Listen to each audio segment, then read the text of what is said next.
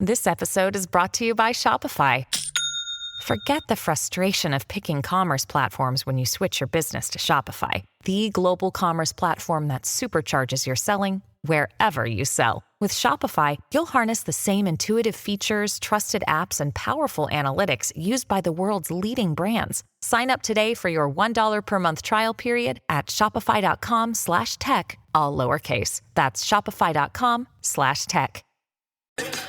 Atheists, agnostics, long-haired weirdos, short-haired weirdos, vandals, hooligans. The government, hug the government, love the government, hug the government, love the government, hug the government. Welcome to The Politics Guys, a place for bipartisan, rational, and civil debate on American politics and policy. I'm Michael Baranowski, a professor of political science at Northern Kentucky University.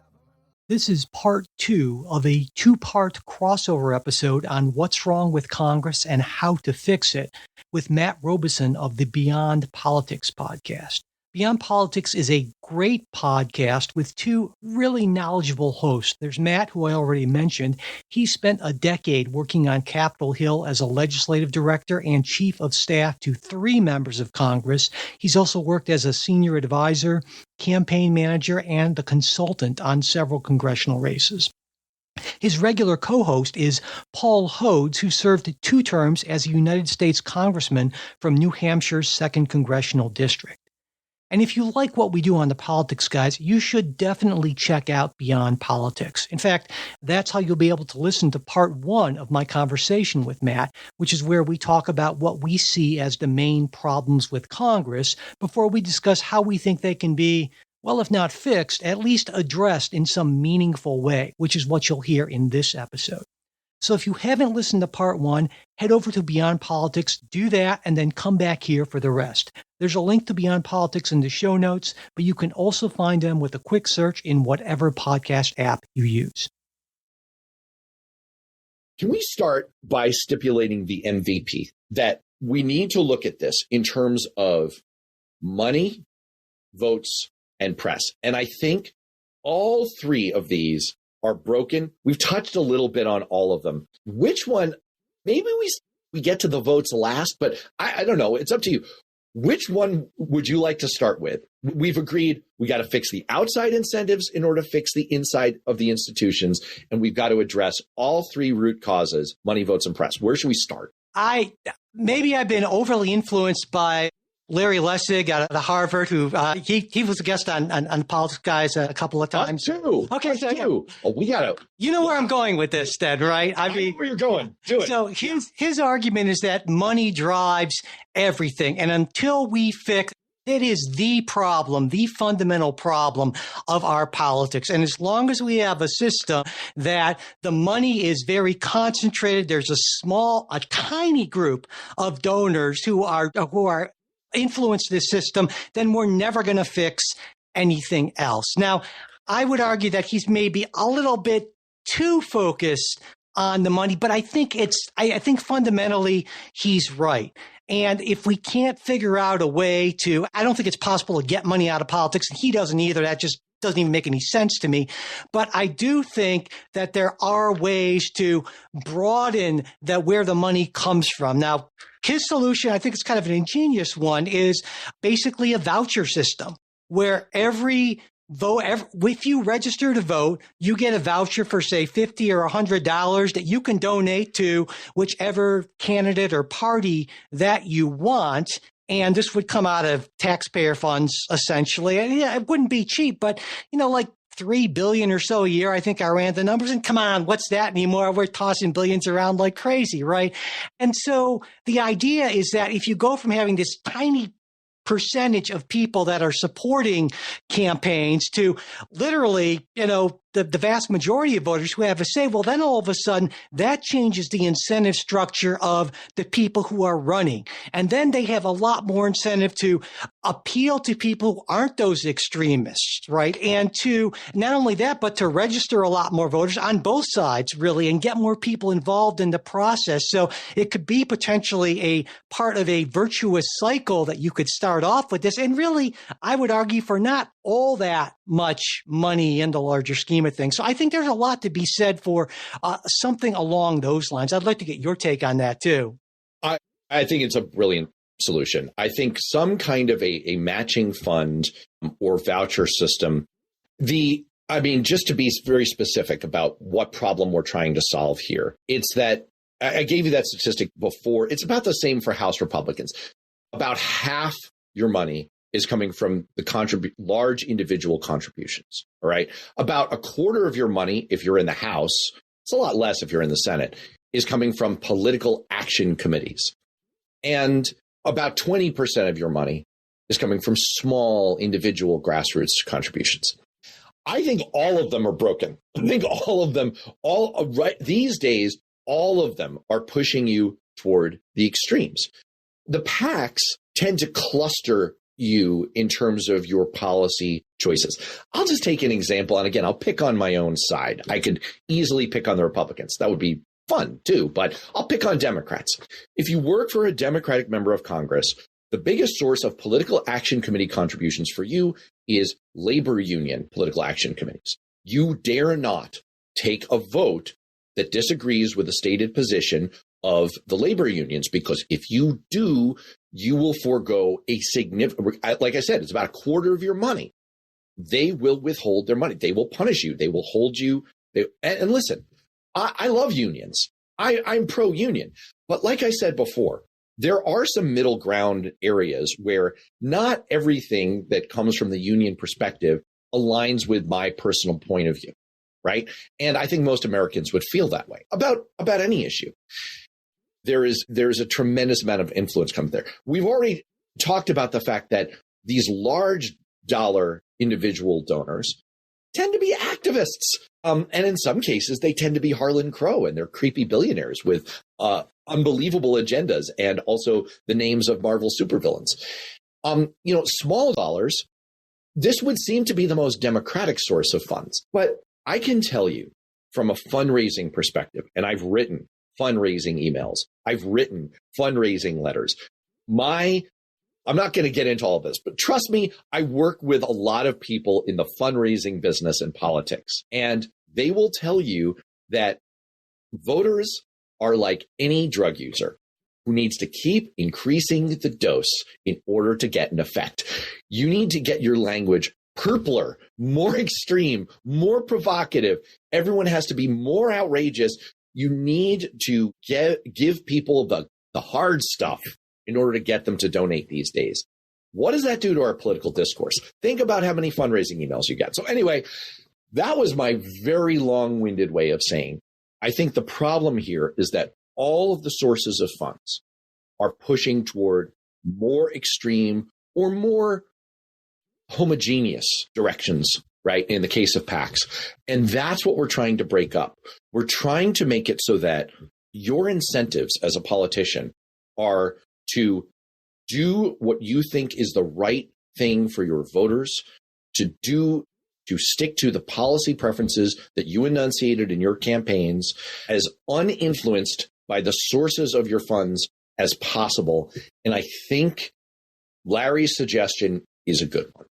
I think the problem is, of course, a practical political problem. Whenever I teach my course on Congress, I tell the students one of the most frustrating things is that reforming a lot of these systems requires members of Congress to do things that are likely to be against their own interests. And we like to say we believe in competition in this country, but I don't know that that's really the case. At least, Congress is a two-party duopoly, and they don't necessarily members of Congress who been successful, by definition, they're in Congress.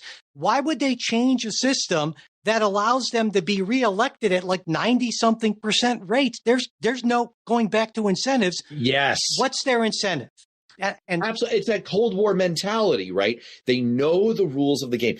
And this is what I talked to Steve Israel about. You should have him on your show. He's fascinating on this topic. He was on 60 Minutes about it. He's written extensively about it. Behind the scenes, talk to any current or recent former member of Congress. They hate the fundraising. They hate it. They hate the system as it exists, but they know how to play this game. They know the rules of this game, and they have a million voices in their head from people who are like the current generation of people like me, staffers, operatives, campaign consultants, telling them, hey, it's a big unknown. If we change this, That's a game we don't know the rules to. We don't know what's going to happen. Having invested all of the time and effort and the personal slings and arrows that you've endured into what you've done with your career, do you want to change the system? But if you lock these like a kegger, if you put a key to a keg to the door underneath a keg and all the members of Congress inside the room and you said, change the system, they'd probably do it. They'd probably do it if they were really under duress. I just don't know how to create that duress. Exactly. Well, I think that in thinking about this an awful lot, the only thing that gives me, well, not the only thing, but one thing that gives me some hope is that at least some states have an initiative process that allows them in some ways to go around their legislation, because it's the same problem in state legislatures, of course. And so in states that have some sort of a real robust initiative process, you can do things like, for instance, we haven't gotten to this, but I assume we will at some point, independent or nonpartisan redistricting commissions. Right, which I think are. Let's go there. Yeah, let's go there. I mean, what raised the example of several members of Congress? Now I'm going to pick on a Republican. I would like to offer you the case of Mike Johnson, the current Speaker of the House. Let me say a caveat up front. I truly mean this.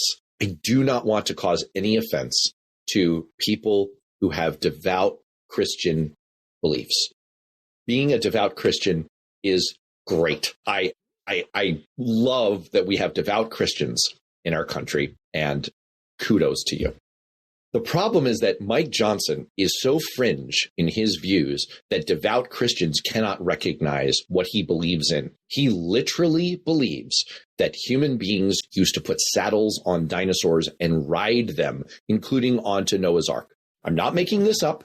I have videos about this on the Blue Amp channel on YouTube. Check it out. This is well documented. This is real. I had Roger Sollenberg, the investigative journalist who broke the story about the fact that his financial dealings are insane, including the fact that he has never publicly reported having a bank account. His political views, I won't belabor them here. Suffice it to say, they are on the fringe, and I have to mention the fact that he was the congressional author of the legal brief that tried to overturn the 2020 election. How did he end up in Congress? Well, he had to win one election, basically. He was basically gifted a seat in the state legislature where he served one term, and then he had to win one primary election in a super low turnout primary against several candidates who kind of all sounded like MAGA types. And he emerged. And since then, he's never had a competitive election. And now, 4 terms later, he's the Speaker of the House. How does this happen? And I offer to you the role of gerrymandering, both at the state and at the federal level. Am I off base, Mike?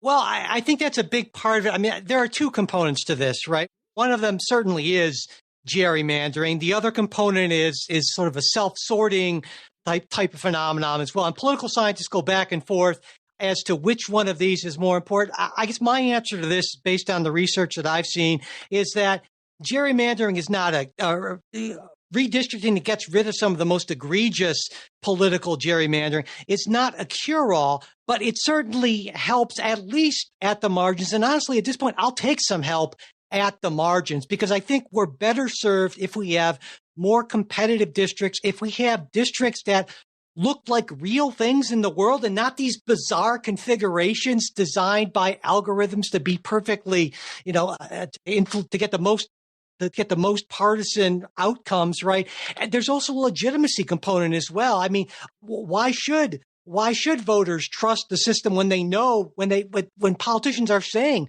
it's being manipulated to make sure we get the greatest possible number of Republicans or Democrats in our states, and to hell with what the partisan balance actually is. I mean, so for all those reasons, even though it can't fix everything, I think there's at least some reason to say, well, it's a lot better than what we have now. And even more important than that, it's something that a lot of states can do without going through their state legislators. And that's almost always a win, because a lot of states have done it. And I think that's a positive. Absolutely. Right. All caveats understood. There are no silver bullets in this discussion, right? There are probably about 20 things that we need to do to fix what's broken with Congress and what's broken with politics. But the redistricting process is one of them. And look, I mean, like I said, I've worked exclusively for members of Congress from swing seats. It created a different set of incentives. I already gave you the example. We used to have to call out, here's how we worked with Republicans. Here's what we agree with Republicans. Paul can tell you, we managed, by the way, to pass some significant pieces of legislation. And we did it because we teamed up with Republicans. We passed meaningful bills. There are thousands of people who have jobs today because we were able to create an economic development commission for the Northeast, for the Ice Belt, which is an economically depressed area. And we did it because we worked with Republicans. Paul was able to pass a law that guaranteed that kids who got cancer couldn't get booted off their parents' health insurance. It got absorbed into the ACA. You know how we did that? By working with Republicans. Would we have done that if we weren't representing a swing seat? Maybe, but maybe not. And so the need, the incentive to find some common ground and to show your voters that you are closer to that median voter, that is meaningful. We have to drag ourselves back there. And so, yeah, I totally agree. Let me throw another one at you that I think goes hand in hand. A lot of Democrats are really into ranked choice voting. I had an expert on the show about a year ago. And actually, if people want to look this up, it's a fascinating episode. I used to maintain another feed called Great Ideas. It's still up there. I just haven't updated it. I've just incorporated everything into Beyond Politics. The idea of Great Ideas was exactly that. I interviewed conservatives. I interviewed liberals, only policy experts. And the only focus was ideas. I just wanted to hear, what are some good ideas, regardless of your political perspective, for fixing things that are broken in America? And this advocate made a great case for approval voting. Approval voting, if you haven't heard of it, is basically, it's the same effect as ranked choice voting, which you probably have heard of. It's just way simpler. You just basically, you vote, you could have a slate of 10 candidates, just say yes to all the ones that would be okay by you. And then you count up who got the most votes. And it has there's math involved. Forget all that. It has basically the same outcomes as ranked choice voting. Mike, what do you make as a political science guy? What do you make of those or other voting systems? How important are they? Are there any that you like in particular? Well, I do think that there's at least some evidence that suggests that ranked choice voting can help to moderate politics, to get us more moderate candidates, moderate winners. I think, though, there are obviously a lot of arguments here, most of them from the right, against this. Oh, it's so complex. To me, those arguments don't make a lot of sense, because just ask voters in Maine. They seem to have figured it out. It's not rocket science here, right? This is not this crazy sort of thing. The idea that, well, it's so hard to count these votes up and there are all these lists. No, they're not. It's a really straightforward thing that any reasonably intelligent person in about 5 minutes can understand, as long as someone's not trying to obfuscate and try to make it sound like it's this crazy Rube Goldberg device of a thing. And so, again, I really think that there's a lot to be said for ranked choice voting, especially because we've seen examples of it in action. We know that voters can handle it. We know that it can work. And even if you say, well, and political scientists can argue back and forth to this point as to how much of a moderating effect it may or may not have. I think in any instance, if you can give people a choice, can give them more of a choice than this stark black and white between, oh my God, I hate this guy, but I hate this guy even more. Well, then you're doing something positive for democracy. You're doing something positive for the legitimacy of the system. And why would we not want to do that? That, to me, it's a no-brainer. And I hope to see over time a lot more ranked choice voting rolled out as other states take a look at the examples of, I think Maine particularly has been, I think, very successful at that. Yeah, Maine is one of the districts where I worked as a staffer. I worked for Mike Michaud, who was a member of Congress in that exact district that became the very first where the outcome was flipped because of the existence of ranked choice voting. Jared Golden is a Democrat. He's a conservative Democrat, kind of middle of the road Democrat, conservative by Democrats' standards. And he beat Bruce Poliquin but he would not have if it were traditional voting. There were third-party votes, and due to the ranked choice voting system, once the votes were reallocated, Jared Golden remained the member of Congress. And what's important about that to me, just as a principle, as a bedrock principle, is this clearly better represents the views of the voters. More human beings who cast votes would prefer to have Jared Golden than Bruce Poliquin. That is really fundamental to what democracy should be about, or a republic should be about, because Republicans like to remind us we're in a republic, not a democracy. And that's cool. You're right about that, my fellow Republicans. And so, that's totally right. The only reason I raise approval voting is I agree with you. The basic objection to ranked choice voting is it's complicated. And I have to say, I give it a little bit of credence.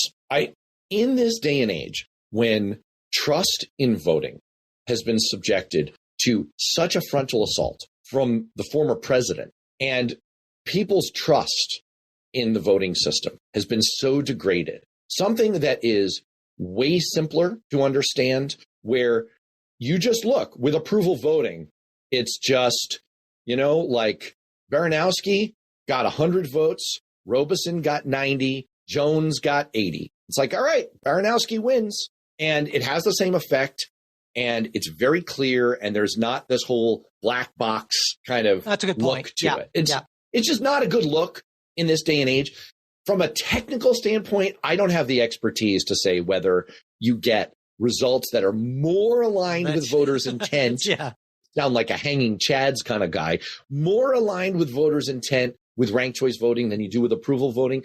I think the difference is probably really, really marginal. So I give a slight edge to approval voting. But I think the broader point we're agreeing on here is, again, want to nudge people toward incentives to, you want to vote for a third party? Fine.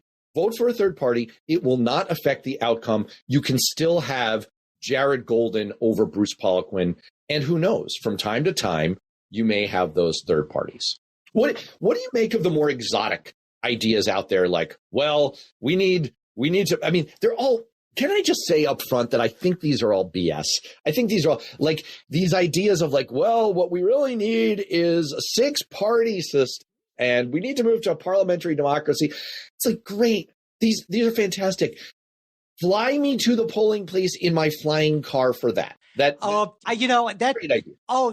Don't even get me started. That drives me nuts. I've read, you probably have too, so many books on politics where they really do a great job of diagnosing the problem, whatever it is. And then that final chapter, that solutions problem, well, let's just have everyone love each other and be good and happy. And we'll do these 38 different things. And I was like, what world are you living? What planet are you living at? Come on, man. So there are a lot of things that I think would be fantastic ideas. If we take a look at, for instance, Australia, where they have mandatory voting, it's not as scary as it sounds. They don't throw you in jail if you don't vote.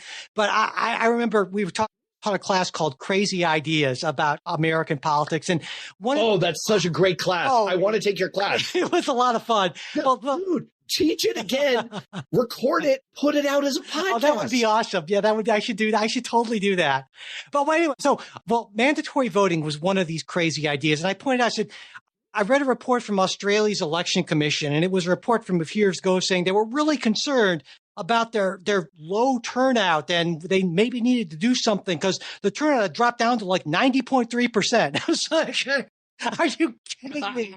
But that's the sort of thing where I can see how that would be a great thing to implement, but it's not going to happen. And I wonder why.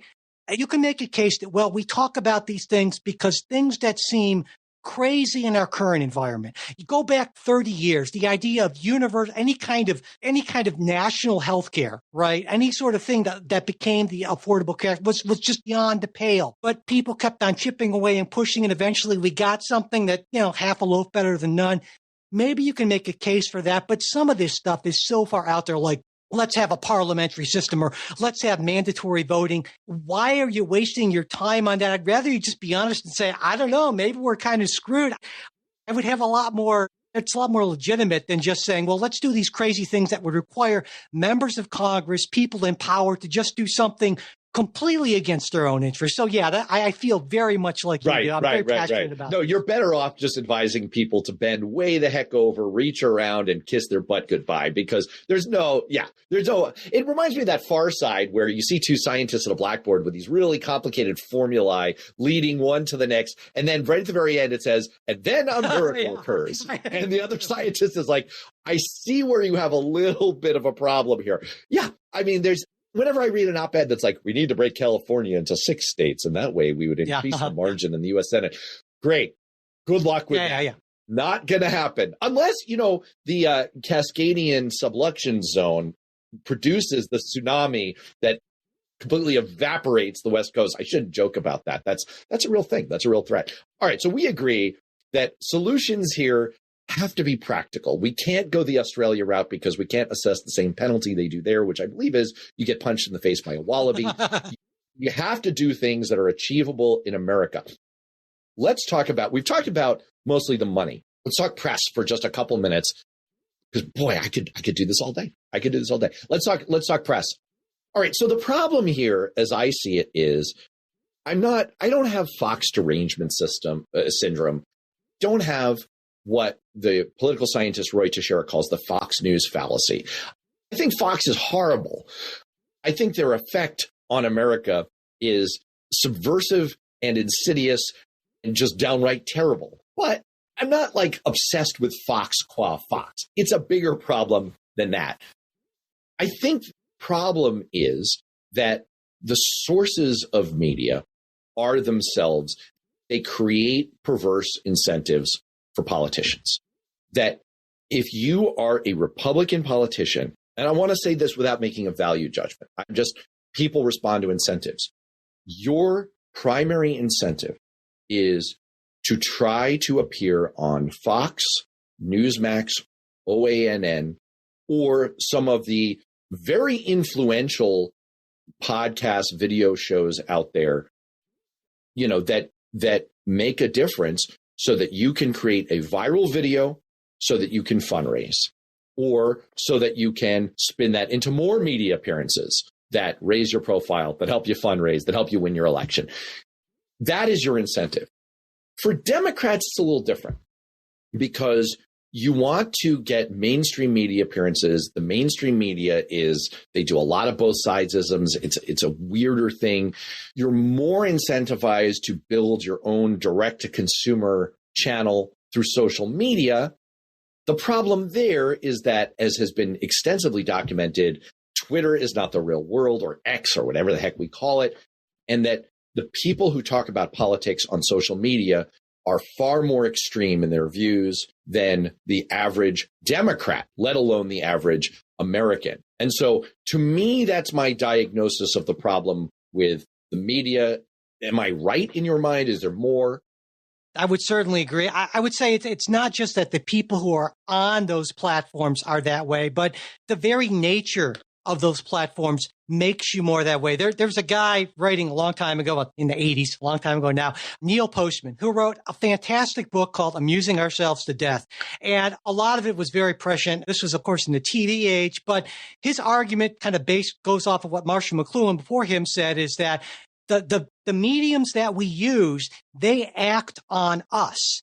And I don't know about you, but whenever I've noticed that when I am on X makes me both angrier and dumber the longer I am on it. Just the very nature of it, because I'll see these things. There's only so certain things you can do in that small number of characters, right? And it's designed, that's the nature of that medium. And so this idea that Threads or Blue Sky or something is going to be different, it's not, because that's not the nature of the medium. We can't change that. You can't make you can't have discourse on X or Twitter or Threads or any of those things. It's just not possible. And so that to me is one of the frustrating things, because you combine that obviously with algorithms that drive more of that content to us.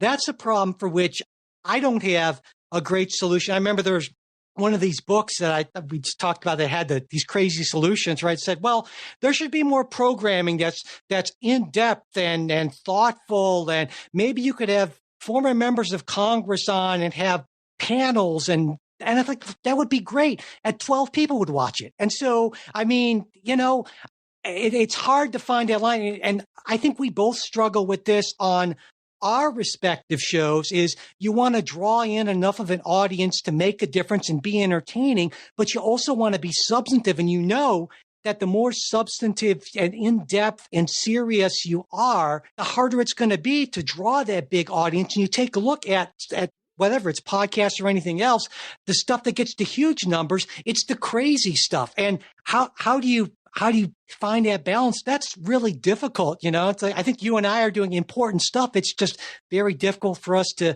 find that balance between entertainment value and that kind of in-depth, sort of getting people to really step back and really consider what the other side is saying. And that's challenging. Oh my gosh, what a great answer. Let me start with the last part. This has been a personal frustration of mine that for a long time on Beyond Politics, I feel like I've been trying to operate a Michelin 1-star restaurant next to a McDonald's.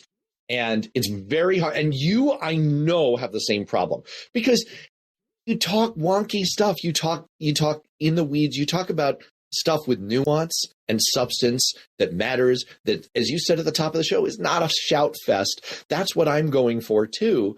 And it is frustrating because there are about 3.2 million podcasts on Earth that are currently rated. And you and I, one of the reasons we got connected is we're in a similar kind of top percentage, which is cool, which is great. Yeah. But it's really, really hard out there for the average consumer of podcasts to tell the difference. And we're going for something more substantive.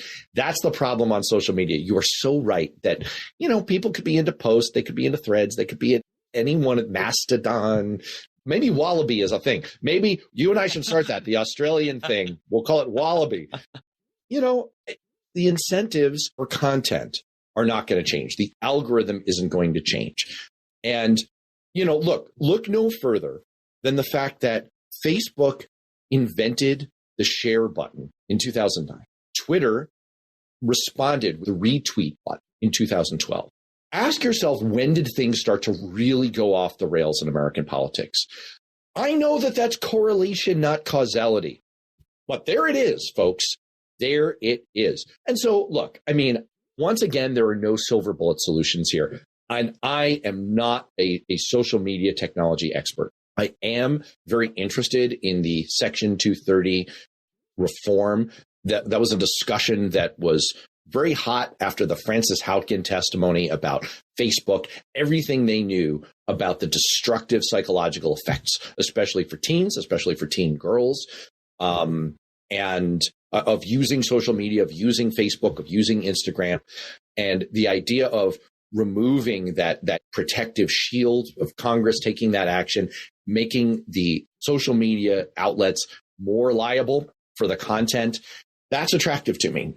But look, at a very fundamental level, I don't have a problem with Congress stepping in more aggressively and saying, how about we force the social media companies to dial back the shares and the retweets? It's the virality that creates the incentive toward extreme content. It's the fact that that's the stuff that's most fun and gets most shared. Look, I run into this all the time. For the last year, I've been engaged with a YouTube channel partner and putting more content on YouTube because video is a lot of where it's at these days. This is going to be, we'll have pieces of this, maybe the whole darn thing up on YouTube. And look, I do stuff that's more partisan on YouTube. I do. And I try and be a little funnier. I try and be a little more tongue in cheek. I throw more barbs. And that's because I want people to see this stuff. I want people to consume it. I'm still trying to bring the substance. I'm still trying to bring the nuance, but I've got to blend it. And I try and do the same thing in audio. I try and keep it entertaining. Man, is it hard. So anyway, I would say that social media regulation is a piece of this. I'm not against the counterweight of more investment in nonprofit journalism. I've had a lot of ProPublica reporters on my show. They do incredible work. It's really important. More investment in state and local news, which used to be and still could be more of a valuable news source so that democracy doesn't die in darkness or whatever WAPO says. I think all of those things are part of it, but there's no area more than the media where I think that there's no silver bullet. Yeah, it's really frustrating. I would argue, well, there's one maybe grounds for optimism, at least a little bit of optimism. I think the sort of things that you and I and there are some other podcasts and outlets try to do is important, because once somebody's become radicalized, it's really difficult to reach them and pull them back.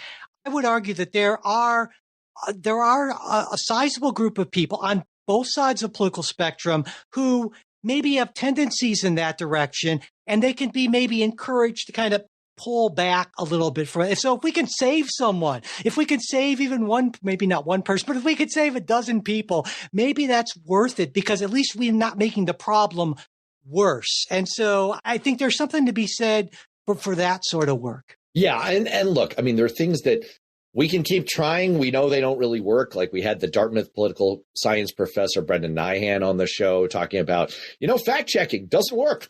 Turns out people, the lie has a chance to get halfway around the world before the truth puts its pants on. It's also known as Brandolini's law. I'll just say BS. The BS asymmetry principle. It doesn't work. Okay. And so, we can try that fact checking, trying to have credible voices. I mean, I do think it's the fracturing of the media obviously is a well-worn topic on shows like this, and it is hard. Look, I'm going to pat ourselves on the back a little bit. I think we have to not give up on what we're doing. I think we have to continue to offer people the substance, the better stuff, the Michelin 1-star stuff. We can at least try to. I'm not saying that we're always the greatest quality and that we don't occasionally sink to, the more sensationalist material, but I think we can try. You're right. Media is the hardest. Media is absolutely the hardest. Look, the Dominion lawsuit is also a ray of hope. I got to say, I mean, using the legal system, civil liability to create sanctions, to give brushback pitches to Fox and some of these other folks. We've seen it with Alex Jones and the massive defamation liability that he now has. Reining in some of it. I'll take it. I mean, it's something. Certainly, maybe that just makes better liars out of people. But I'll take what I can get. And if you can get an Alex Jones, well, you can't get him off the air. But but yeah, there's something there, and I think that is important. And I would agree. There's one thing I know where we're focusing on outside the institution, but there is one inside the institution thing I want to bring up. It's sort of a hobby horse of one person I respect who knows an awful lot about Congress, a guy named Norm Ornstein. I've had him on the show. Okay. You may know him. Okay. So, but he believes one thing that might make a real difference is what he calls restoring the filibuster in the Senate. And I think maybe there's something, let me explain what I mean by this is a lot of people, I'm sure most people who are listening to this understand what a filibuster is. But what a lot of people might not realize is that really since the 1970s, the filibuster is really what I call the fake filibuster. No one has to get up and talk like in Mr. Smith Goes to Washington or anything like that. The rule was changed in the 70s because they realized, well, this is just grinding the Senate to a halt. We want a more efficient thing. And so basically you just have to just announce essentially that you're filibustering. We can move on to other things. But of course, that lowered the cost of filibustering to about zero. And now we see the number of filibusters just skyrocket. So it's actually talk about the law of unintended consequences, which basically, as you know, as most listeners know, I'm sure, is that means effectively, except for a few reconciliation type of things, that a working majority in the Senate is 60, and good luck with that, right?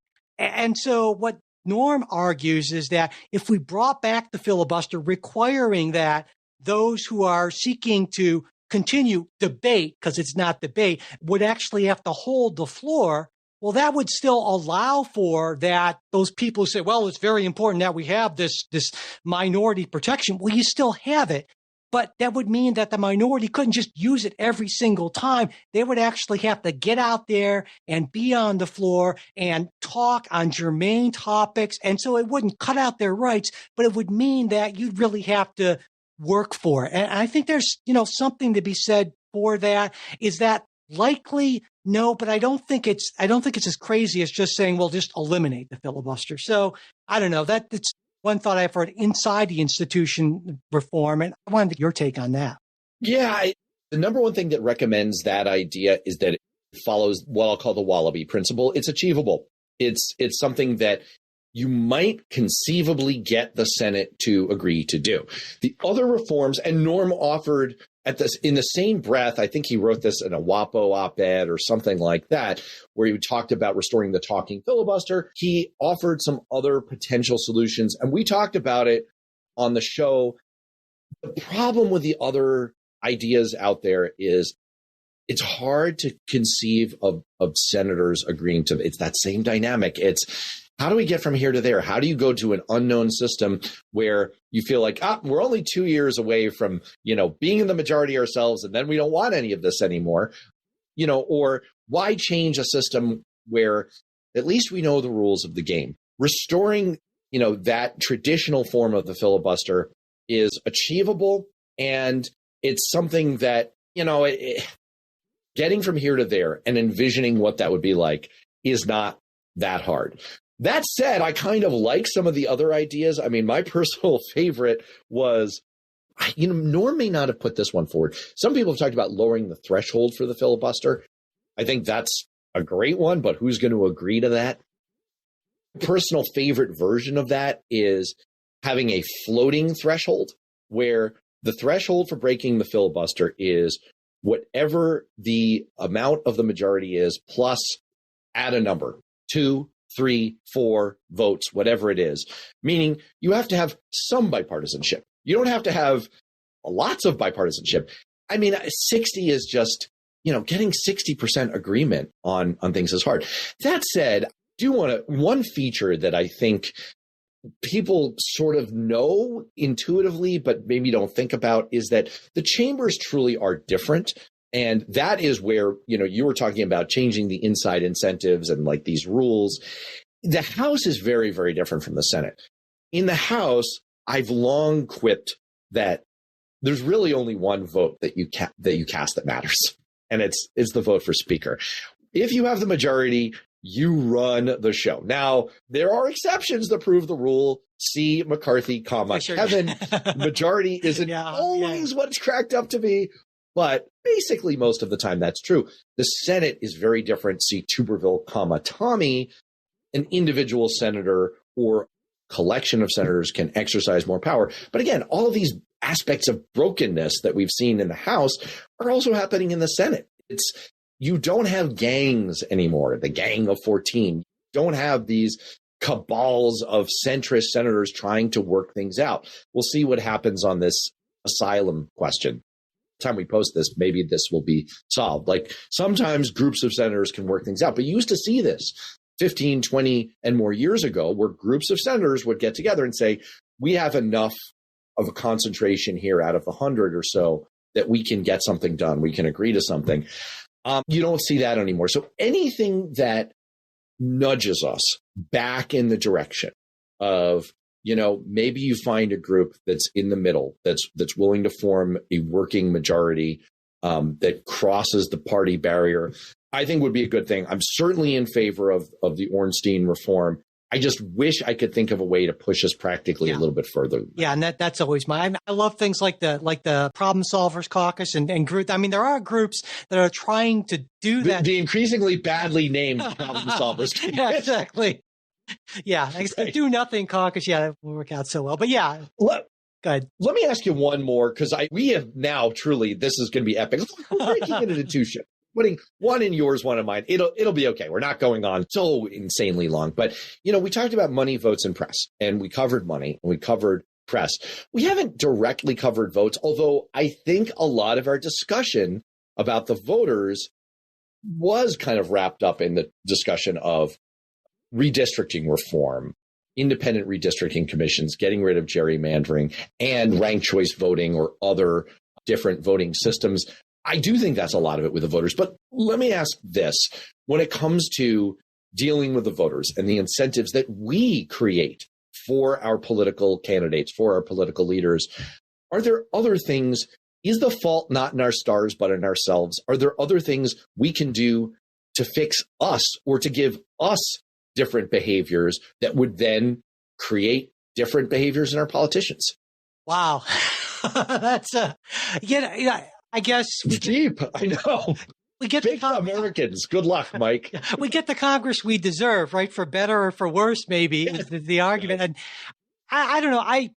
I have my down days, my pessimistic days where I think, well, we're just all doomed. The country's gone to hell, and I might as well just move to France. Are those days of the week that end in the letter Y? Pretty much, yeah, exactly. Yeah, that's pretty much those. But I also think that the problem isn't with the voters per se. The problem maybe is with the people who are actually coming out to vote. And so things like I don't know about you, but I get more upset at my party oftentimes than I do at the other party. I'm still upset at the Clinton campaign in 2016. Don't even get me started. But I feel like if Democrats were ever going to end the Senate filibuster, it should have been to pass meaningful federal level voting reform. They chose not to do that. They didn't have enough senators to do that. But I think something like that HR1 back in a couple of Congresses ago, it went a little bit too far for me in some ways, but I think something fundamental like that really could maybe not reset, but I think making it easier for more people to vote. I try to be as charitable as I can to the other side, but I really do believe, because I've heard them say, Republican officials say it, that we don't want more people to vote in some areas. And I mean, I don't see I'm not saying anything strange when I'm saying, well, some Republicans are saying they're for suppressing the vote when they're saying, yes, we are for suppressing the vote in these areas. And so I feel like if we make it easier to vote while still maintaining vote security, which, by the way, is not nearly the issue, that some people, you're probably more likely to be struck by lightning than to have, fraudulent voting affect a presidential election. Struck by voting twice, I would imagine. But that's the sort of thing where sometimes I feel like Democrats aren't being strong enough, aren't pushing hard enough on these things, whereas Republicans, I feel like sometimes are pedal to the metal. Let's get it done. But for John McCain, right, Obamacare would have been repealed with no replacement in sight. That's the sort of crazy, let's just go for it sort of thing that I think Republicans are more likely to do for a variety of reasons. And I would like to see a little more of that in my party. And I think it was a huge missed opportunity. And I would hope if the stars align again for something like that. I don't see that happening given what the Senate's going to look like for the next class. But I would hope that Democrats would do something more along those lines. And I'm still really disappointed about that. So anyway. I think you nailed it. And I want to kind of put what you said together with something we talked about earlier, which is the nature of the electorate these days and kind of how we think about it from a campaign management perspective in terms of who's likely to turn out and how extreme they are and who are the persuadable voters. I wrote an article, it's got to be 3 years ago at this point, where advance of the 2020 election, where I said, look, this was on Raw Story and Alternet, to invoke the Bill Clinton line in his State of the Union speech when he was talking of Social Security. And he said, save Social Security first. I said, if Democrats are elected, save democracy first. It's got to be the top priority. And they tried, they offered HR1. The problem is they turned it into a frickin' Christmas tree loaded down with every interest group's great, crazy idea that could have appeared in your course, Mike. And it was all this stuff that was not core to the enterprise. What did that do? It made it a big, fat freaking target. Also, they did it as a message bill. There's this saying in Washington, do you want to have the bill or do you want to have the issue? Because if you want to pass a bill, you can actually pass a lot of bills. They actually proved that in the first 2 years of the Biden administration. They passed a lot of bills. And a lot of them were bipartisan. The semiconductor bill, pretty bipartisan. The infrastructure bill, it's called the bipartisan. You can pass bills if you don't make it a messaging bill that's meant to be an issue for your base and not an actual piece of legislation. They took HR1 and they made it a messaging bill. They made it the most, like every wish list item for the last 20 years of eggheads and they made it a big fat target because they wanted the issue. If they had actually tried to save democracy first, and if they had actually said, look, Republicans, we call your bluff. You want voter ID? We agree. Let's have federal voter ID, but we're going to make it standards. Like, it doesn't have to be photo, right? Like, we're going to make it standards that are achievable for the kinds of voters that there are actual agreement points that they could have had, and they could have saved democracy first.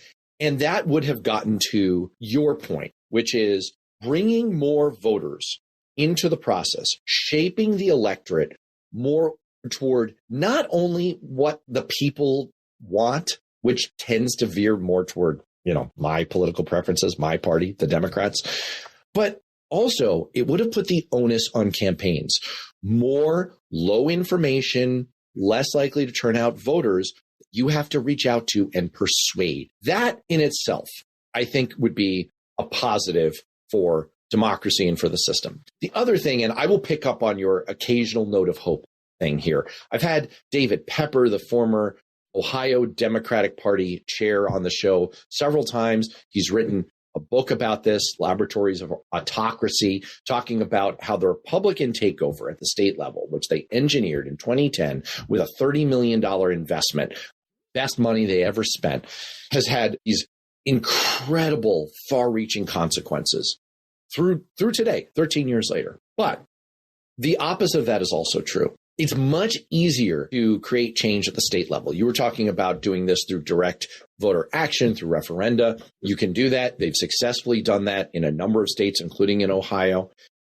You also have a greater opportunity to fix these state houses and to enact things at the state level that then eventually become critical mass at the federal level, or that just have their own weight in terms of policy impacts, democracy impacts on the American people.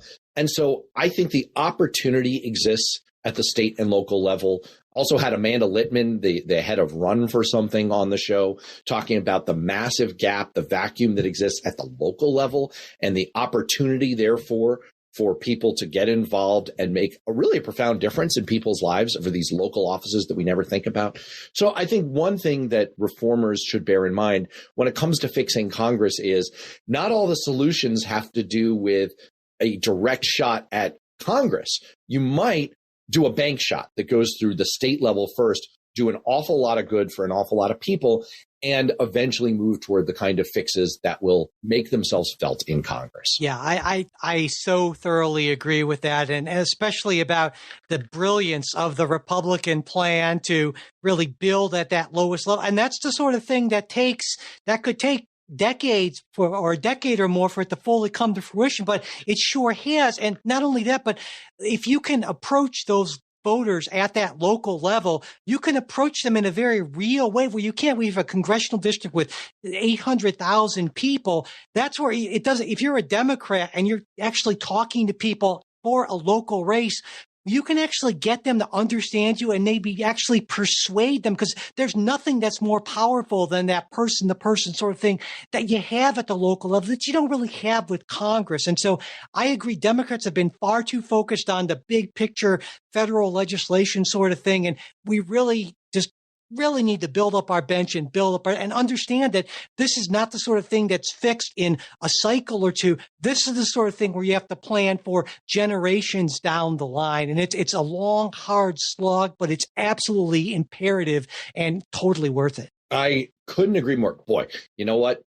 I meant it when I said before. I could literally talk about this all day. I'm feeling my shot clock going off in my head that somehow we have pushed this to the very, but absolutely fascinating conversation. All right. For my listeners, people who are coming at this from the Beyond Politics, I don't know how we're going to break this up. I don't know which end is going to go in which show, but I just want to urge people, come subscribe to Beyond Politics. Go subscribe to the Politics Guys, two shows that are trying to do our part, our small part, to figure out all the stuff that's broken and to fix it. Mike, it's been absolutely delightful to have the conversation with you. Oh, yeah, I've had a great time. All right. Thanks so much. And we'll see you on both shows. Hopefully, people, we will see you on both shows. Yes, definitely. We hope you enjoyed this special crossover episode of The Politics Guys. If you're not already a supporter of the podcast, we hope you'll consider becoming one, because without your support, this wouldn't be possible. Politics Guys supporters get a bunch of benefits, including ad-free episodes, the full-length version of our midweek supporters show, access to our Politics Guys Discord group where you can interact with us and other listeners, and even the opportunity to listen in and comment as we record the show every week. To find out more, go to patreon.com/politicsguys. And if you'd like to support us on Venmo, we're at Politics Guys. You can also support the show through PayPal.